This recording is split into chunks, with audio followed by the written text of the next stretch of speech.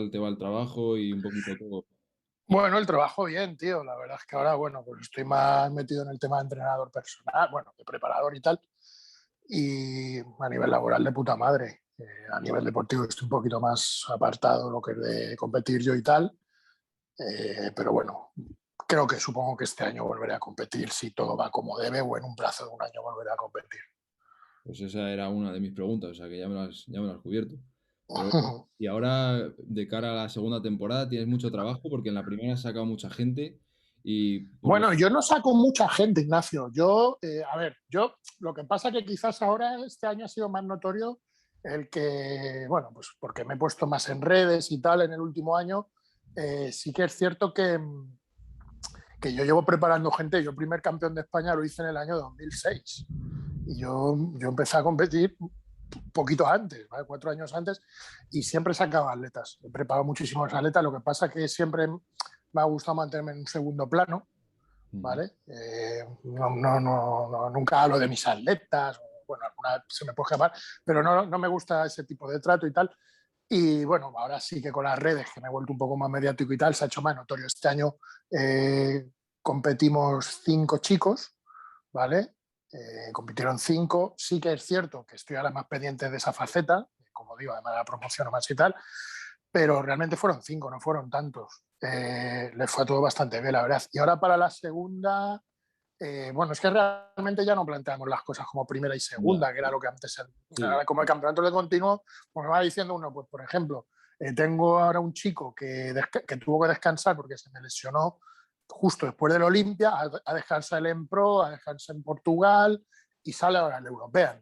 Y luego hará otro campeonato, entonces se te van solapando mucho. Sí que es cierto que los que saco en IFBB sí que trabajan más por temporada, ¿vale? Y sí que para el Mundial saco a dos chicos, pero en principio tampoco. Ya te digo que yo, mi norma es no más de 5 atletas por temporada. Claro, así te puedes centrar mejor y darlo todo al Sí, porque mi forma de trabajar es muy...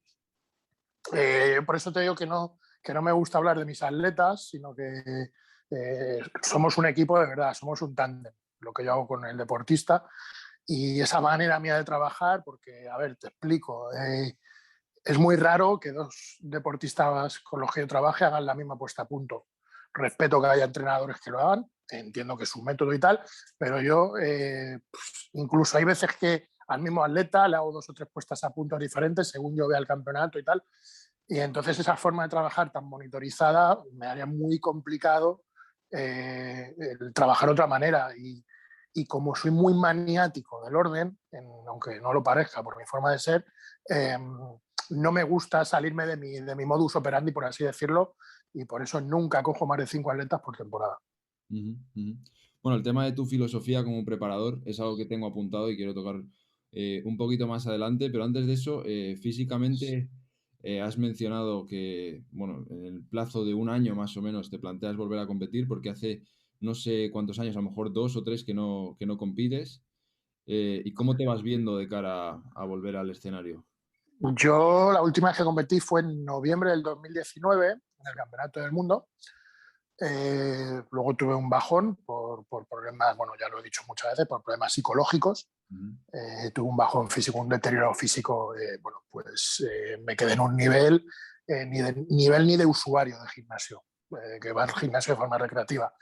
Fue duro, me ha costado recuperarme.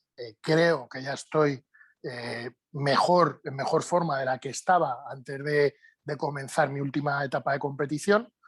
Pero bueno, aparte de mis ocupaciones y tal, también es cierto que yo siempre he pensado que más importante de cómo esté el físico es cómo esté la cabeza para un atleta. Y es cierto que yo en estos 2 años, puesto que yo digamos que me bajé en el mejor momento de mi carrera, fue cuando dejé de competir, no lo pude saborear. ¿Vale? Yo gané el carnet profesional, el Elite Pro, y no lo pude saborear. Bueno, tuve una depresión muy fuerte. Y yo era un atleta, un deportista bastante seguro de mí mismo, conocedor de mis limitaciones, pero muy seguro en el escenario, porque siempre soy muy metódico en todo.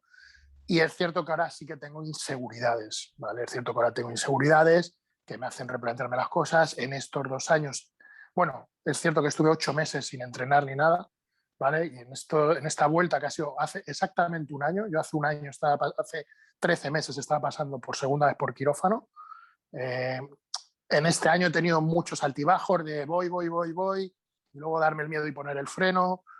Y bueno, tengo que ser realista, asumir que ya no tengo 30 años, que los chavales vienen muy fuertes y bueno, pues quizás el que ya haya dejado de ser tan competitivo como era en mi categoría, pero bueno, quizás, como te digo, en un año yo espero volver a poder competir. Y ya por curiosidad, antes de empezar con lo que me gusta tocar primero, porque estamos empezando un poco por el final, cuando vuelvas a competir, ¿piensas utilizar tu carné profesional de la IFBB No, Elite o ir por el camino de la NPC? no, yo renuncié a mi carne profesional directamente, o sea, yo lo tuve, pero bueno, en esto mi mujer, que siempre es como bueno, es la persona más importante de mi vida y que está siempre muy pendiente de todos estos factores. Yo directamente dije que no lo quería, el carnet profesional, el élite, pero bueno, al fin y al cabo era lo que me decía mi mujer. Dice, porque mi concepto de profesional, yo soy una persona que viene de otra época y mi concepto de profesional no es un carnet, es un físico.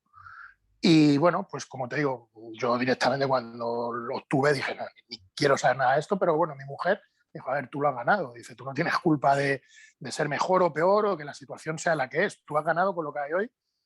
Eh, puedes hacer ostentación de ese carnet, porque yo si entras a mi Instagram creo que lo tengo puesto, pero automáticamente lo activé y lo desactivé. O sea, me reclamé como profesional, pero automáticamente me desactivé porque no voy a debutar en profesional.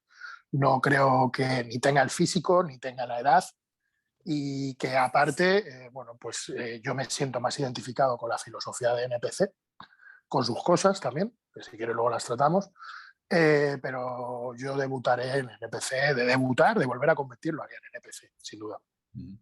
Vale, pues ya queda eso claro. Y ya que estamos en ese tema, un poquito de actualidad, si has visto las fotos del campeonato de ayer y así lo tocamos un poquito, o todavía no has visto nada. Sí, sí, de hecho, supongo que hará algún vídeo también para mi canal. Anoche estuve hablando con Robert Hospedales del tema y bueno, la tónica habitual me parece una farsa lo que estamos viendo actualmente en el culturismo profesional. Es insultante para el aficionado eh, porque tú ves una hoja de puntuación de los 90 o de la década o de los 2000, bueno, estaban escritas a boli, pero no eran unánimes. Solo el único que era unánime era bueno, ni Coleman ganando era unánime. Entonces veo que no se corresponde con la realidad y creo que es algo que todos lo tenemos presente, porque ayer, por ejemplo, yo no digo que Jan Valery no mereciera ganar, podría ganar, pero desde luego no de forma unánime. Esto mismo se ha visto con Hunter Labrada, esto mismo lo vimos con Andrea Presti de una forma absolutamente sangrante en el Olimpia de Portugal, que nadie, o sea, yo hice un directo y éramos 900 personas viéndolo, nadie lo veía primero a Andrea Presti y ganó de forma unánime. Entonces creo no sé, creo que está muy alejado del aficionado y creo que NPC, eh, NPC debería poner, como se dice, oreja, porque precisamente lo que hizo que IFBB se hundiera, a nivel sobre todo de España, era el alejarse de esa manera del aficionado. Y no me gustaría que NPC cayera en lo mismo. A mí me gusta mucho, yo estoy muy a gusto en NPC, me tratan excelentemente, pero veo que lo que veo no se corresponde con lo que parece que ellos ven y sé que no soy el único y bueno, tampoco me las quiero dar de nada, pero de físicos creo que entiendo bastante y no, ahora mismo parece que no he visto culturismo en mi vida. Joder. Pues es una opinión así. La he escuchado más veces, ¿eh? La he escuchado más veces, o sea, no es algo que sea muy en contra de la norma, pero sí que, no sé, sobre todo viendo de gente de la generación vuestra, creo que Jimmy el otro día me comentó algo similar, o sea que debe ser algo que veis muy claro en el Es culturismo. muy obvio porque además hay situaciones que yo creo que tenemos muy superadas, ¿no? Como el tema del Sintol. El Ya, tema del Sintol estaba superadísimo sí, eso y sí. ver ahora atletas ganando con inflamaciones musculares obvias, porque yo no digo que se use o no se use, sino que sean obvias, es algo que yo creo que hace un flaco favor al culturismo. Mm. Espero que sea algo meramente puntual, ¿vale? Quiero verlo así, pero veo cosas últimamente que me generan mucho rechazo y también te digo, es algo que me hace replantearme el volver. De IFBB yo me fui, no tengo problema en admitirlo, por el cambio de criterio. A mí me perjudicaba muchísimo. Fueron honestos y me lo dijeron. Bueno, medianamente honestos. Primero me crujieron y luego me dijeron por qué me crujían. Pero yo me fui por mi cambio de criterio. No me gustaría quedarme en un limbo. Ni para no hablo como competidor, Ya, ya, ya. sino como aficionado de ir a un campeonato y no entender las cosas. Y yo, pues, por ejemplo, el otro día de Hunter Labrada me quedaba completamente desubicado. El chaval me parece un espectáculo.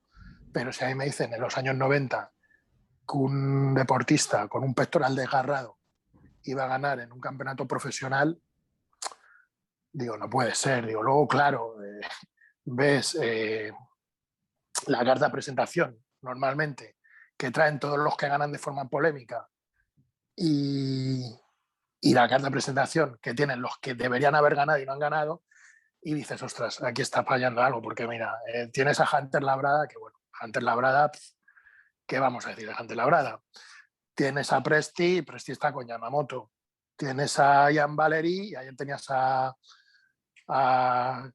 Clark, me parece que se llama, el jamaicano, con Sí. 3.000 seguidores en el Instagram. Entonces, claro, quiero pensar que son cosas meramente casuales, pero al final, cuando ves algo reiterativo, al final a uno le da que pensar, ¿entiendes? No sé, creo que estamos viviendo un momento de cambio y hay que asumirlo. Yo no digo ni que sea mejor ni peor, pero que es un cambio muy evidente, es un hecho. Sí, sí, sin duda, sin duda. Pues si te parece, vamos al principio, porque luego tengo también planteado que toquemos el culturismo moderno. Uh Así -huh, que, como te comentaba, esto se trata sobre todo de conocer la historia de cada uno, uh de -huh. cómo llega el culturismo a tu vida, en qué momento de tu vida lo descubres y cómo eso se va desarrollando hasta que llegas al punto de hoy en el que, pues, como has dicho, es a lo que te dedicas prácticamente y es lo que ocupa gran parte de tu vida. Entonces, simplemente que nos vayas contando ese relato y nada, y vamos por ahí. Yo te iré haciendo preguntas, pero simplemente que tú nos detalles un poco cómo ha sido tu viaje hasta el momento actual. Bueno, yo llegué al culturismo de forma muy accidental, ¿vale? Sí que es cierto, a mí siempre me habían llamado los físicos. Recuerdo que el primer culturista que vi en una revista fue Vince Taylor y me llamó mucho la atención porque era la época que salía con el parche y, bueno, yo siempre soy un poco rarito y me dije, hostia, Dios, el negro este con el parche, como mola. Y yo llegué, como te digo, yo llegué al culturismo de forma un poco accidental. Yo era luchador, hacía judo y hacía lucha. Y bueno, competíamos por equipos, yo competía en menos de 60 kilos y estábamos en el equipo, ¿no? Y el chico que competía en menos de 70 se lesionó. Como yo era más malo que el siguiente, pues me dijeron, pues tú tienes que subir de peso, haz pesas. Yo odiaba las pesas. Yo trabajaba en un gimnasio como monitor, o sea, como entrenador de judo, con niños, y me metía las pesas, tío, y yo, ¡buah! Pues esto era el año 99. Yo no empecé joven a hacer pesas. Era el año 99 y bueno, empecé a hacer pesas y tal. Y sí es cierto, tío, que ahora siempre que se habla de mí, se habla de mi mala genética, subí muchísimo, cogí solo con entrenamiento y, tío, no, o sea, a mí me recuerdo que estaba en el gimnasio currando y me venía alguno y me ofrecía una barrita y decía, no, no, no, no, eso no, como un poco menos que si me estuviera ofreciendo química, ¿no? Y subí mucho y entonces ya me vi en la tesitura, bueno, había culturistas en la sala y tal, y me decían, joder, tú vales para esto, ¿por qué no compites y tal? Y me vi en la siguiente tesitura. Yo tenía 20 años en culturismo, tenía 20 años ya, y es cierto que si con 20 años en judo no has destacado, no vas a destacar. No era buen judoka porque tenía problemas asmáticos y no era muy buen judoka, ¿vale? Lo pasaba muy mal porque me ahogaba mucho. Entonces, la situación fue la siguiente. Decía, vamos a ver, el deporte que me gusta, eh, soy malo, soy objetivamente malo. Aunque tenía segundo dan y tal, y me gustaba mucho, pero no era bueno. ¿No? O sea, no era bueno en el sentido, yo siempre he sido muy ambicioso, ¿vale? Te voy a poner, vamos a parar aquí, te voy a poner un ejemplo. Mira, yo mido 1,64 con 40 años, pues imagínate lo que podía medir con 14. Pues con 14 años me apunté a un equipo de baloncesto, no había tocado ningún balón de baloncesto en mi vida. Con 14 años, en septiembre, cuando empieza el curso, me apunté en un equipo de baloncesto. Jugaba al baloncesto, no te exagero, unas 5 o 6 horas diarias.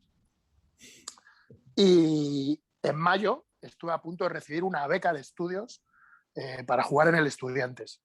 Joder. Como en entonces te hacían una esta de altura, dijeron, tío, le dijeron a mis padres, el nene va a medir unos 65 como mucho, no le podemos dar una beca.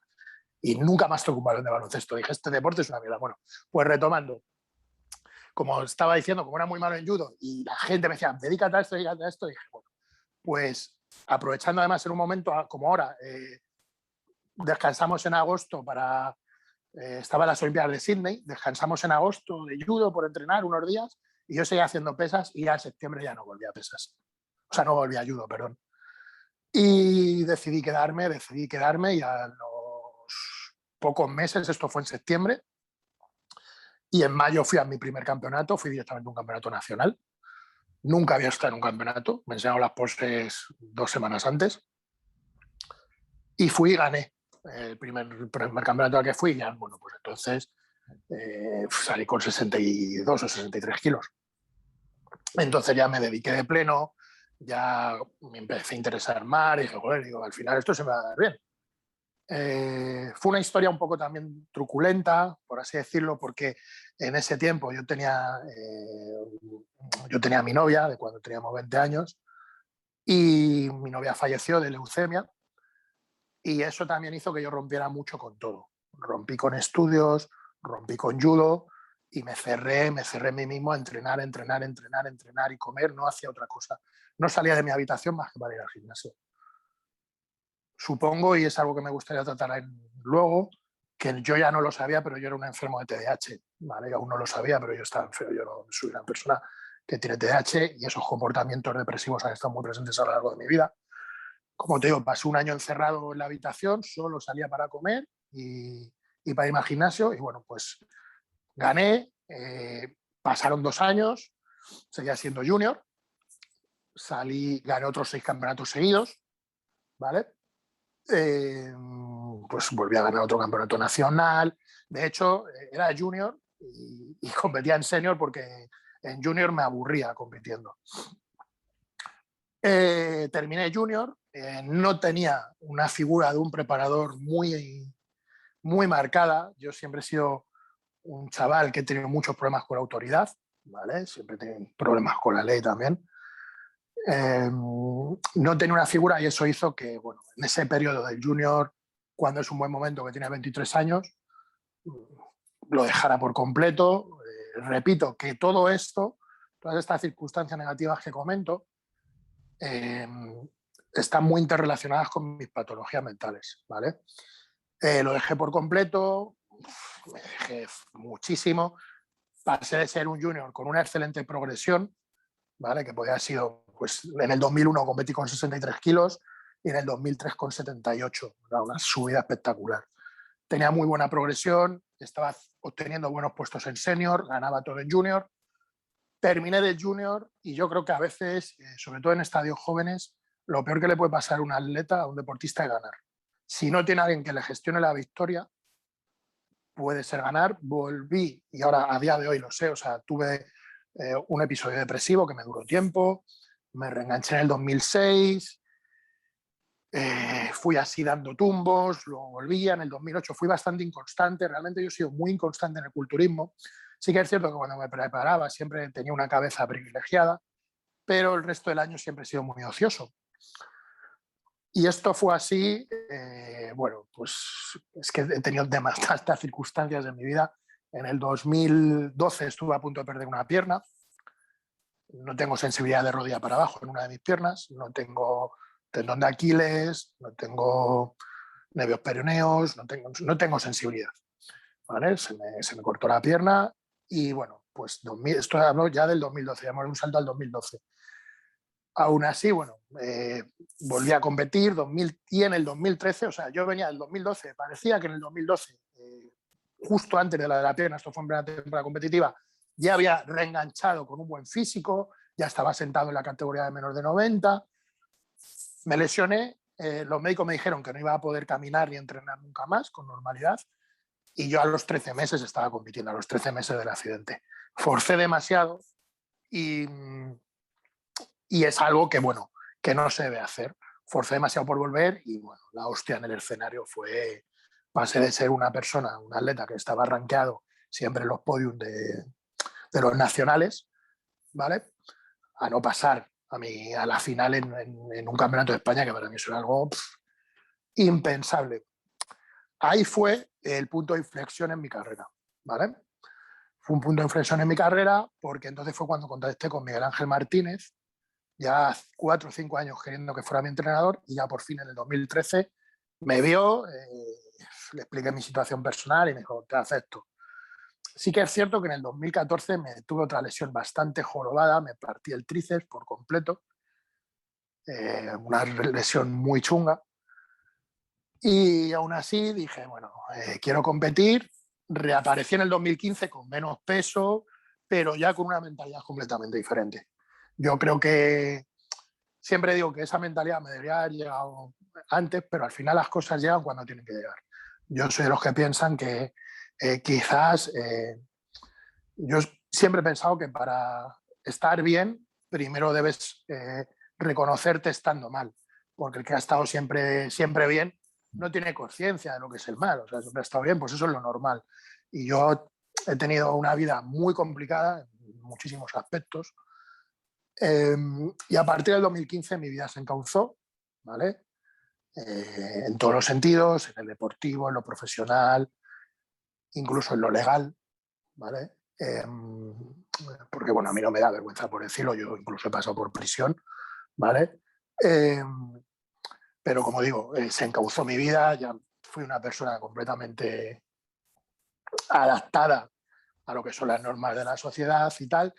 Y bueno, pues del 2005 al 2019, que parece mucho, pero en culturismo es poco, 4 años, di un salto, pues pasé, como te digo, de no pasar a la final de un campeonato nacional a estar rankeado a nivel mundial, a ser un fijo en los medalleros internacionales, a quedar bien en los europeos, me metí en un top 10 mundial, fui subcampeón de Europa, bueno, no sé cuántas medallas tengo en internacional, porque ahí ya sí que me pierdo mucho, porque los últimos años fueron muchos campeonatos, pero disfruté del culturismo.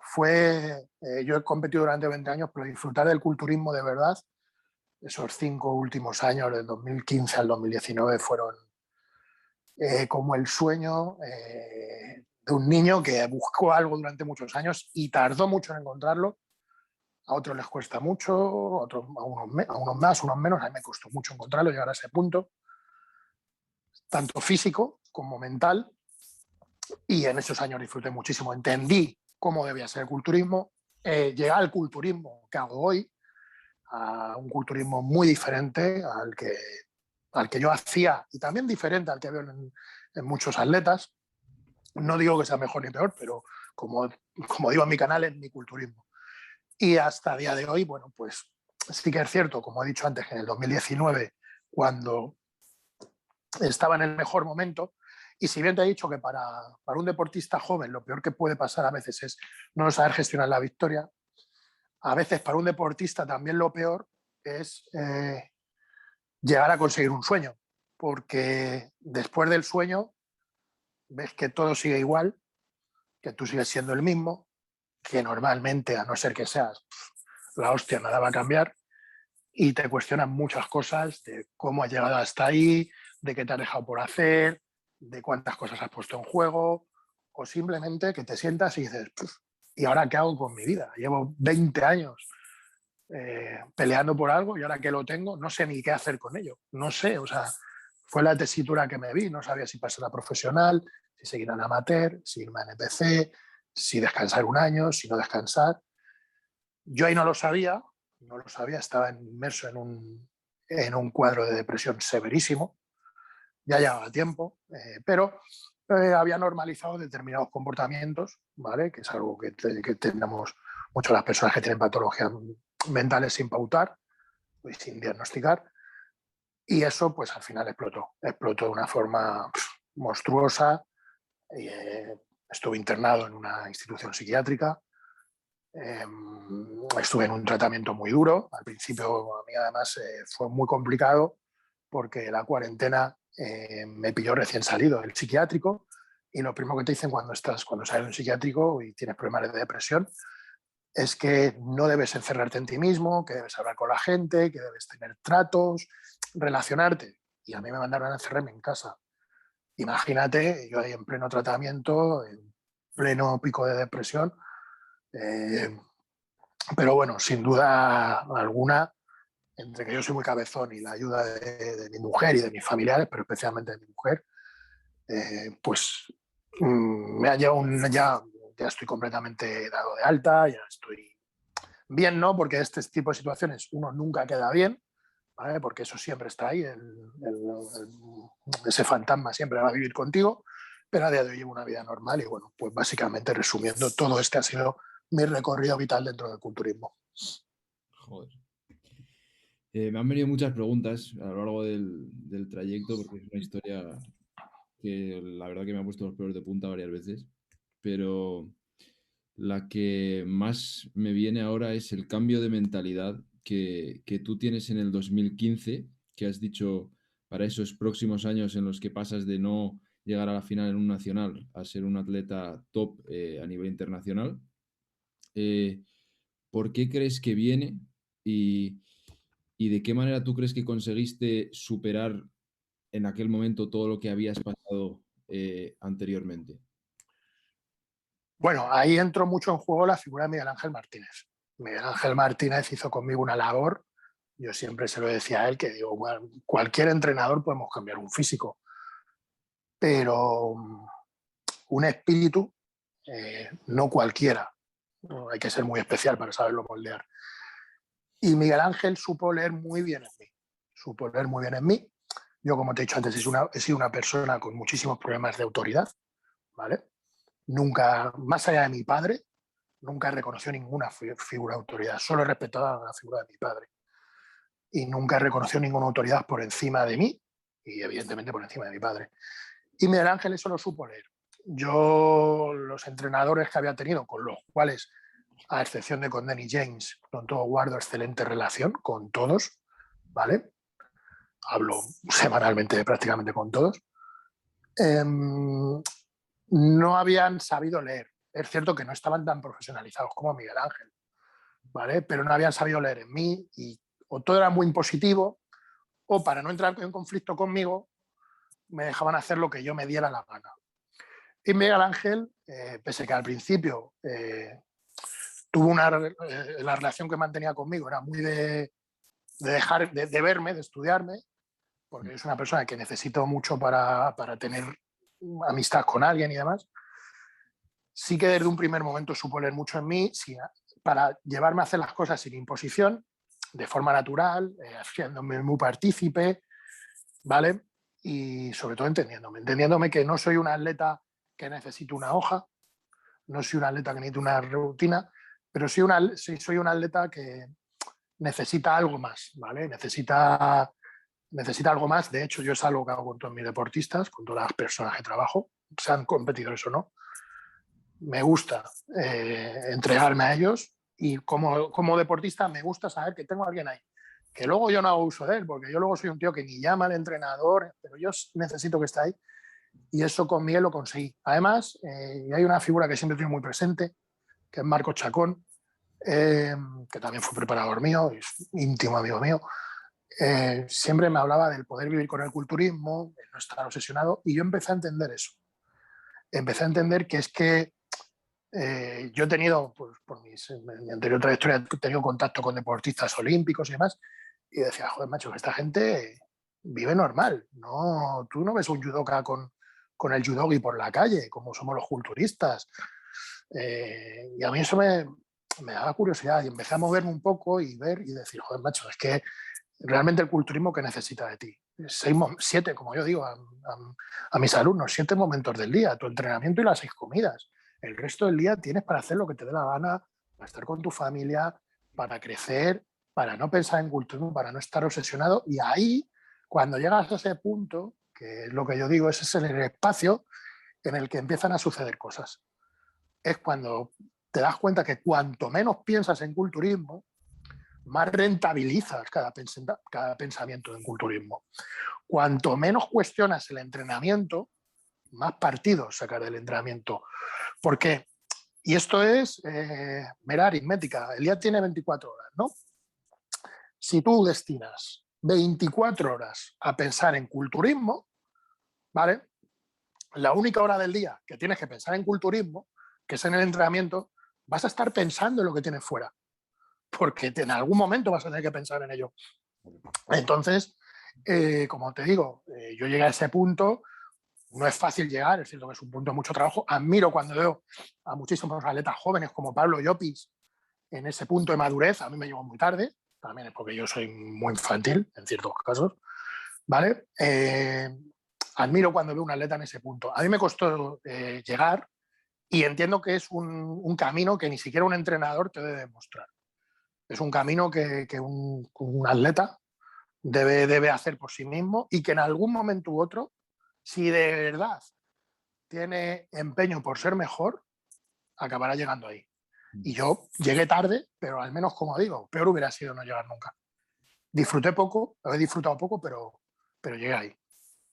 Y un tema que me gustaría tocar, si tú te sientes cómodo con ello y quieres compartirlo, es el tema que has comentado, que siempre has tenido problemas con la autoridad, que siempre te ha costado respetar a figuras que supuestamente pues, ponían sus normas o lo que fuera. E incluso el tema del TDAH, que es algo que me resulta interesante porque conozco gente que también lo tiene. Y nada, simplemente que si te sientes cómodo con ello, lo Sí, sí. compartes y en qué momento tú te empiezas a dar cuenta de ello y por qué crees que te viene todo ese tema. El TDAH. El TDAH y sobre todo el tema de que te cueste respetar un poco a las figuras de autoridad. A ver, al final todo va interrelacionado, porque el TDAH no deja de influirte en tu carácter y en tu temperamento. Pero, claro, luego ya depende de lo que sea la ética de cada uno. Yo, por ejemplo, en el colegio, yo siempre soy muy deportista. Desde los 5 añitos, yo no he dado una patada a un balón, ¿vale? A mí de los 5 añitos mis padres me llevaron a un tatami y eso me inculcó muchísimos valores. Claro, yo en el tatami tenía a un tipo y aunque